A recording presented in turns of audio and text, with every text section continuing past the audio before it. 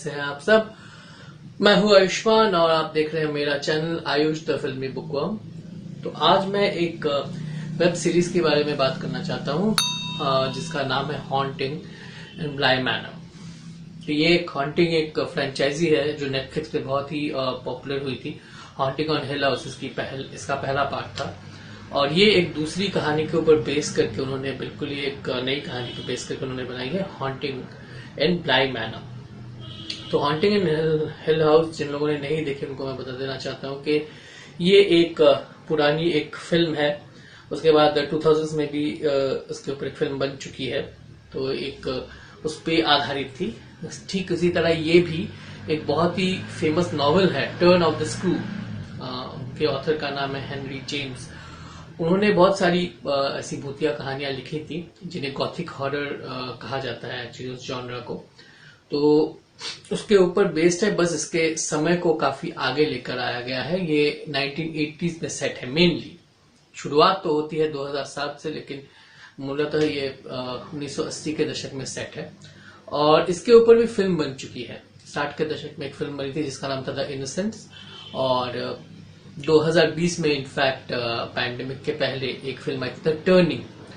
तो ये दोनों ही कहानियां जो है टर्न ऑफ द स्क्रू पे बेस्ड थी। यहां तक कि नेटफ्लिक्स की एक सीरीज आई थी इसी साल अराउंड अप्रैल में, उसका नाम था लॉक एंड की। इसके बारे में मैंने अपने पहले ही वीडियो में बताया था।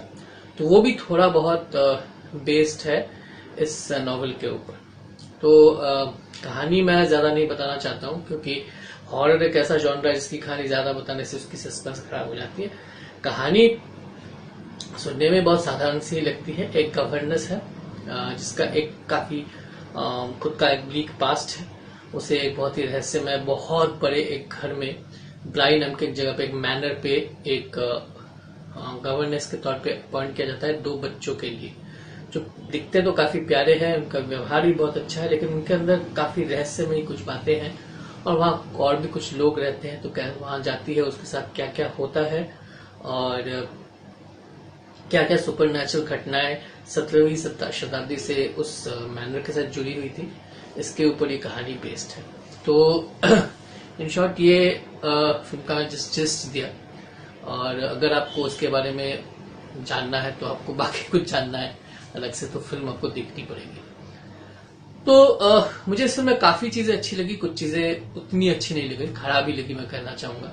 और शायद मेरे लिए रिव्यू करना काफी आसान रहा क्योंकि इंसिडेंटली मैंने वो 60s वाली फिल्म द इनोसेंट्स जिसका नाम है उसको मैंने देखा था 2.5-3 साल पहले। ये मिलना बहुत ही मुश्किल है, तो इसके लिए मैं अपने एक दोस्त कम बड़े भाई मिस्टर संदीपन गांगुली हैं, उनको मैं धन्यवाद देना चाहूंगा। उन्होंने मुझे ये फिल्म दी थी देखने के लिए, तो थैंक यू संदीपन दा। तो ये इसमें क्या क्या अच्छा लगा क्या क्या बुरा लगा मैं आपको बताता हूँ। देखिए, सबसे अच्छी बात तो इसमें ये लगी कि ये एक गॉथिक हॉरर फिल्म है। मतलब आज की जो हॉरर फिल्म है इनसे ये काफी अलग है। इसमें जो है ये एटमॉस्फेयर के ऊपर ज्यादा रिलाई करती है रादर देन जंप स्केयर्स या बहुत ज्यादा ब्लड या गोर में बिलीव नहीं करती है। हाँ, ऑब्वियसली हॉरर है तो थोड़ा ब्लड एंड गोर तो होगा ही, थोड़ा बहुत खून खराबा तो दिखाया ही जाएगा, थोड़ी बहुत वायलेंस दिखाई जाएगी, हॉरर एलिमेंट्स भी रहेंगे, लेकिन ये धीरे धीरे इसमें बिल्डअप होता है। इस तरह का जो सब जॉनरा है या इस तरह की जो कहानियां होती है इसमें यही होता है। तो अगर आप पुरानी फिल्में हिंदी फिल्में भी कुछ देख ले, जैसे कोहड़ा एक फिल्म थी 20 साल बाद थी, या कुछ हद तक 2 गज जमीन के नीचे जो फिल्म थी वो भी कुछ इस तरह की थी, जिसमें सस्पेंस की तरह हॉरर भी बिल्ड होता है। जैसे सस्पेंस है वो सस्पेंस बिल्ड होता है। तो ये चीज जो है आज की ज्यादातर फिल्मों में देखने को नहीं मिलती, तो जिसकी फिल्मों में देखने को मिलती है मुझे खास तौर पर पर्सनल तौर पे बहुत अच्छी लगती है।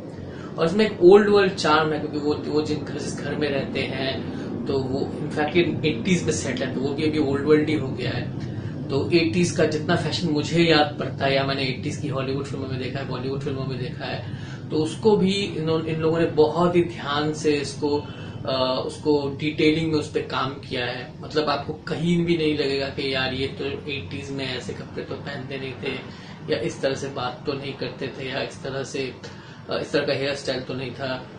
ऐसा कभी भी नहीं लगेगा। आपको लगेगा कि आप 80s में ट्रांसपोर्ट हो गए हैं।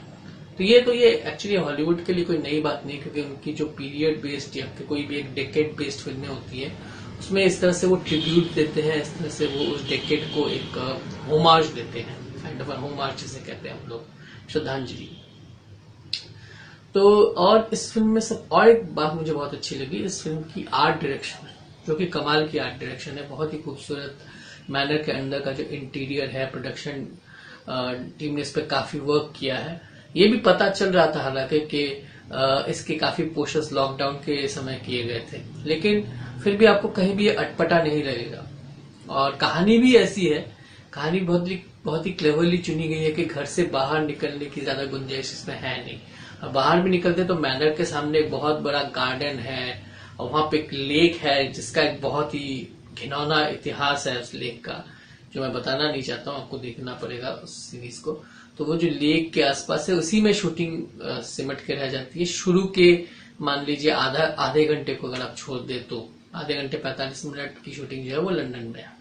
अब बीच बीच में कभी कभी लंदन का दृश्य दिखाते हैं, वो भी ऑफिस का ही रूम दिखाते हैं ज्यादातर। तो इस फिल्म की और एक बहुत अच्छी बात है, बहुत ही जो मैं कहना चाहूंगा कि हाईलाइट है इस फिल्म का एक्चुअली, वो है सभी के परफॉर्मेंसेस। इसमें विक्टोरिया पेंडेटी है, जो हॉन्टिंग इन हिल हाउस लोगों ने देखी है, ये इनमें से 4-5 कैरेक्टर्स यहाँ रिपीट हो चुके हैं। विक्टोरिया पेंडेटी है जिन्होंने गवर्नेस का रोल किया है, बहुत ही बढ़िया रोल किया है। और उनको एक जिसे हम अंग्रेजी में कहते हैं कि बिग शूज टू फिल, मतलब उनके पहले जिस एक्ट्रेस ने ये रोल प्ले किया था 60s की फिल्मों में, डेबोरा कर, वो एक ऐसी अभिनेत्री थी जिन्हें 6 बार ऑस्कर के लिए नॉमिनेट किया गया था, लेकिन एक भी बार वो दुर्भाग्यवश नहीं जीत पाई। लेकिन ये नॉमिनेशन ही बताता कि ऑस्कर जैसे अवार्ड में नॉमिनेशन मिलना इतनी बार, यही बताता कि वो कितनी बड़ी अभिनेत्री थी। तो उनके शूज में अपने पैर डालना काफी रिस्क की बात है। और जहाँ के यहाँ पर 80s में इन घटनाओं को दिखाया गया है, जेम्स की हेनरी जेम्स के नॉवल को 80s में ट्रांसपोर्ट किया गया है, तो उन्होंने काम बहुत बखूबी किया है और वो बहुत खूबसूरत भी दिखी है 80s के आउटफिट्स में। इसके अलावा केट सेगल एक 17th सेंचुरी की एक बहुत ही क्रूअल, बहुत ही अग्रेसिव लैंडलेडी के रोल में बहुत ही अच्छी लगी है। उनके एक्सप्रेशंस बहुत बढ़िया है, कहीं कहीं से वो एंजेलिना जोली जैसी भी लगती है, उनके एक्टिंग का स्टाइल भी थोड़ा बहुत वैसा है, लेकिन फिर भी मैं कहूँगा कि उन्होंने बहुत अच्छी एक्टिंग की है। जो नकल करना होगा वो बहुत सबकॉन्शियसली हुआ होगा। हेनरी थॉमस भी यहाँ पर है, Henry Thomas haunting in the hill house में भी थे। और मैं एक छोटा सा ट्रिविया इस मौके पर देना चाहूंगा कि हेनरी थॉमस ने बचपन में एक आइकॉनिक रोल किया था। 1982 की फिल्म ईटी आप लोगों ने जरूर देखी होगी, एक लैंडमार्क फिल्म थी स्टीवन स्पीलबर्ग की। तो उसमें जो बच्चा होता है जिसके साथ ईटी की दोस्ती हो जाती है, ड्रू मैरीबोर्ड का बड़ा भाई, जी हाँ वही हेनरी थॉमस है। तो उनको देखेंगे तो आप पहचान नहीं पाएंगे क्योंकि उनकी अब काफी उम्र हो चुकी है, बिल्कुल बुढ़ापे के कह सकते कि कगार पे आ गए हैं वो। तो उन्होंने भी बहुत बहुत अच्छा काम किया। उनका रोल शुरुआत में तो थोड़ा कम है, लेकिन बाद में उनका रोल बहुत बड़ा है और उन्होंने बहुत बढ़िया काम किया। उनके एक्सप्रेशंस कमाल के हैं। इसके अलावा जो 2 बच्चे हैं, मैं मतलब सही में सोच रहा था कि खड़े होकर तालियां मारूं उनके लिए, क्योंकि उनका रोल बहुत कॉम्प्लेक्स था। खास करके जिस बच्चे ने माइल्स की एक्टिंग की है, मतलब जो लड़का है उसका नाम माइल्स है, लड़की का नाम है फ्लोरा। तो माइल्स की जो उन्होंने एक्टिंग की है, कमाल की उस बच्चे ने एक्टिंग की है। मतलब बड़े बड़े मैच्योर्ड लोग इस तरह के कॉम्प्लेक्स, साइकोलॉजिकली कॉम्प्लेक्स रोल करने से घबरा जाएंगे। और लड़की भी बहुत प्यारी है, मतलब मुझे तो मन कर रहा था कि स्क्रीन के अंदर घुस के उसके ऐसे गालों को सहला दूं। मतलब बहुत प्यारी छोटी सी बच्ची है, उसने भी बहुत अच्छी एक्टिंग की। इतनी छोटी सी उम्र में इस तरह का रोल करना मतलब बहुत मुश्किल हो जाता है, यकीन मानिए बहुत मुश्किल हो जाता है। तो लेकिन उन्होंने कभी भी एहसास नहीं होने दिया कि वो एक 8 साल या शायद 6 साल का दिखाया होगा या 8 साल का दिखाया, तो 6-7 साल की बच्ची है, कहीं भी नहीं लगा। इसके अलावा जिस एक इंडियन एक्टर भी है राहुल कोहली, उनको मैंने पहले भी देखा है। तो उन्होंने आवन शर्मा का रोल किया है, वो भी एक बहुत इंपॉर्टेंट कैरेक्टर है। इसके अलावा जिस एक्ट्रेस ने हना ग्रोस का रोल किया है, मैं उनका नाम भूल जा रहा हूँ। फिर उसके अलावा ओलिवर कोहेन है, वो भी बहुत अच्छे एक्टर, उनको आपने बहुत सारे वेब सीरीज में देखा होगा। मुझे सभी लेकिन द हिल हाउस के मुकाबले ये पार्ट काफी वीक लगा। देखिए haunting in the hill house में भी बहुत धीरे धीरे ही बिल्डअप होता है जो हॉरर एलिमेंट है, एक एटमॉस्फेयर क्रिएट किया जाता है। वो जो हॉरर है वो भी एटमॉस्फेरिक ही है haunting in the hill house में, लेकिन यहाँ पर बहुत ज्यादा ही समय ले लिया है और यहाँ पर बहुत ही ज्यादा फिलॉसफी दी गई है, जो मुझे जाती तौर पर बुरी नहीं लगी, लेकिन जो लोग थोड़ा बहुत एक्साइटमेंट ढूंढते हैं, थोड़ा बहुत फास्ट एडिटेड चीजें ढूंढते हैं वेब सीरीज में, उन्हें ये बिल्कुल सही नहीं लगेगा। और सच में कहीं कहीं पे ये बहुत अननेसेसरी भी था, गैर जरूरी था। मुझे तो नहीं लगा कि जैसे वहां पर एक सीन के बारे में बता सकता हूँ, वो स्पॉइलर फ्री सीन है इसलिए बता रहा हूँ कि एक सीन है जहां पर सब बैठकर एक साथ शराब पी रहे हैं, बारबेक्यू टाइप की पार्टी कर रहे हैं, होम पार्टी कर रहे हैं। तो वहां पर जो है वो लोग बात कर रहे हैं। अब वो जो उनकी बातें हैं वो खत्म ही नहीं हो रही हैं। बाद में दिखाया जाता है हाँ इन बातों की एक अहमियत थी, लेकिन उसको फिर से उसको रिपीट करके दिखाने का मुझे कोई मतलब नजर नहीं आया। मतलब वो जो चीज उन्होंने दिखाई है तो इनोवेटिव शॉट टेकिंग के हिसाब से, एडिटिंग के हिसाब से, लेकिन उसे वो बहुत सीधे साधे तौर पे भी दिखा सकते थे, तो उससे लोग बोर नहीं होते कम से कम। और घटनाओं को घटने में बहुत देर लगती है, तो एडिटिंग जो है यहाँ बहुत लूज लगी मुझे। और जो haunting in the hill house है उसकी सिनेमाटोग्राफी मुझे ज्यादा इंप्रेसिव लगी थी। यहाँ भी सिनेमाटोग्राफी बहुत ही अच्छी है, लाइट और शेड का बहुत अच्छा काम है, लेकिन यहाँ पर मुझे थोड़ी बहुत कलर ग्रेडेशन की प्रॉब्लम नजर आई कहीं कहीं पे। उसके अलावा जो है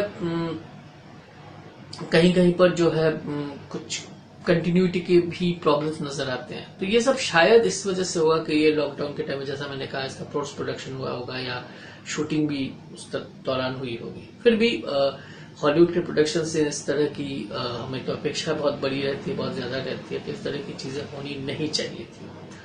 और एक चीज जो मुझे थोड़ी सी बुरी लगी या अटपटी लगी कह सकते हैं कि इसमें दिखाया गया कि वो जो घर है वो पहले से ही बहुत हॉन्टेड टाइप का है, उसका एक बैकग्राउंड बताया गया है, लेकिन उस बैकग्राउंड को उन्होंने बहुत मतलब इसमें इतना ज्यादा समय ले लिया कि बैकग्राउंड को बहुत छोटे में बहुत जल्दी खत्म कर दिया। और मुझे लगता है कि उसको थोड़ा एलाबोरेट करना चाहिए था, उसमें और थोड़े डरावने सीन्स डालने चाहिए थे। और यहाँ पे आ जाते हैं हम सबसे बड़े डिमेरिट पे इस पार्ट में, इस फ्रेंचाइजी के इस पार्ट मतलब हॉन्टिंग ब्लाई मैनर में, कि हॉन्टिंग है, हॉरर है, लेकिन डर आपको लगभग ना के बराबर लगता है। तो वो हॉरर फिल्म ही क्या जो हमें डराए नहीं। मतलब हाँ कहानी बहुत अच्छी है, कहानी का जो बुनाव है, कहानी को जिस तरह से बुना गया है वो भी बहुत अच्छी है, लेकिन अगर डर ही नहीं लगता, अगर डर लगने का जो टाइमिंग है वो बहुत जरूरी होता है हॉरर में।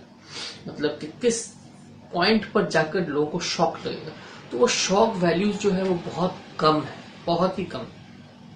ये मैं नहीं कहूंगा कि ये एक मतलब पूरी सीरीज है या बिल्कुल बकवास हॉरर सीरीज है, के अंदर वो हैम्पर करती है। और ये जो हॉरर के जो पॉइंट्स है उसको डायरेक्टर ने ठीक से कैप्चर नहीं किया है। मतलब आपको डराने की कोशिश बहुत कर रहे हैं, वो ऐसा लगता है बहुत कोशिश कर रहे हैं लेकिन हो नहीं पा रहा है, बहुत फोर्स सा लगता है वो नैरेटिव में। और बीजीएम भी मुझे कंपैरेटिवली जो पहला पार्ट मैंने देखा था उसके अलावा कुछ खास नहीं लगी। तो ऑल इन ऑल अच्छी सीरीज है, आप एक बार इसको जरूर देख सकते हैं। जो मैंने पहले इसके अच्छे पॉइंट्स बताए इनके लिए तो जरूर देख सकते हैं। इसे आप एक लास्ट में जैसा बहुत ही मैं कहूंगा कि लास्ट में कैरेक्टर ने बहुत अच्छे से इसको डिस्क्राइब कर दिया है कि it's not a horror story, rather it's a love story. तो आप अगर एक रिलेशनशिप्स के बारे में, रिलेशनशिप्स के चेंजिंग डायनामिक्स के बारे में एक फिल्म देखना चाहते हैं तो इसे जरूर देखें। इन सब सीन्स को बहुत अच्छे से हैंडल किया गया है। लेकिन अगर आप एक प्योर हॉरर सीरीज देखना चाहते हैं, फोकस पूरी तरह हॉरर पे है, तो थोड़ा सा ये सीरीज आपको डिसअपॉइंट कर सकती है।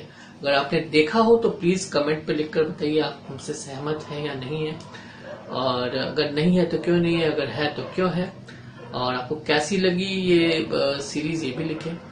और प्लीज प्लीज प्लीज लाइक कीजिए, शेयर कीजिए, जितना हो सके सब्सक्राइब कीजिए, क्योंकि अगर आप लोगों का सब्सक्रिप्शन मिले, आप लोगों के लाइक्स मिले, तभी तो हम यूट्यूबर्स को थोड़ा सा एनकरेजमेंट मिलता है, थोड़ा सा साहस मिलता है कि हम आगे भी अच्छे अच्छे वीडियो